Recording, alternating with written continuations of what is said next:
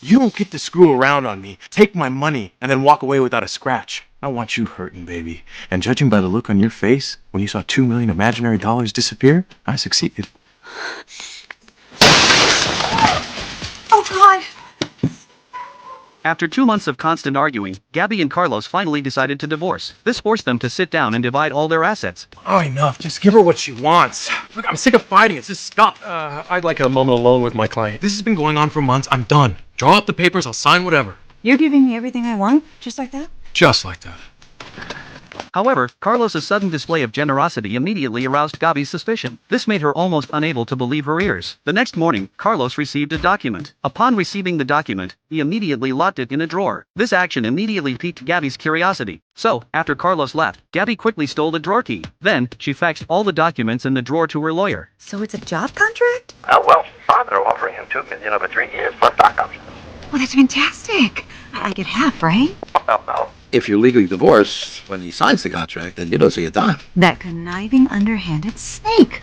Thank God I broke into his desk. At least now we know why he was so quick to fold on your settlement. Okay, well, let's just say something happened to postpone the divorce. I would still get my share of that $2 million, right? Harry, but how would you manage that? I know how Carlos thinks. More importantly, what he thinks with. After learning the contents of the documents, Gabby immediately took action. That night, she called Carlos into the room, using the excuse that her dress zipper was stuck. Carlos was immediately attracted to Gabby, and so, the two spent the night together. Afterward, Gabby thought they had reconciled, but then, Carlos revealed a wicked smile. What? What's so funny? There's a little something that I need to own up to. I know that the only reason you slept with me was because I got a new job.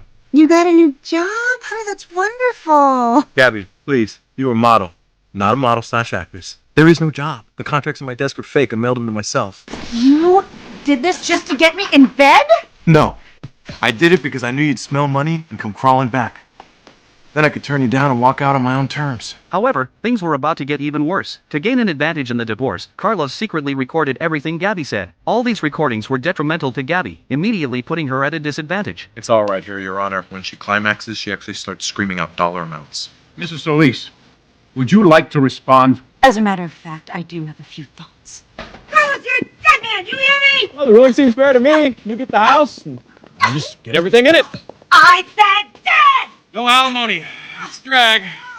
But hey, you like to work, right? When Gabby returned home, she immediately began to retaliate against Carlos. She not only smashed the expensive tableware in the house, but when Carlos warned her, Gabby became even more reckless. Seeing that persuasion was ineffective, Carlos decided to explode. He rushed downstairs, grabbed a hammer, and violently smashed it against the wall. Well, you're helping me pack my stuff.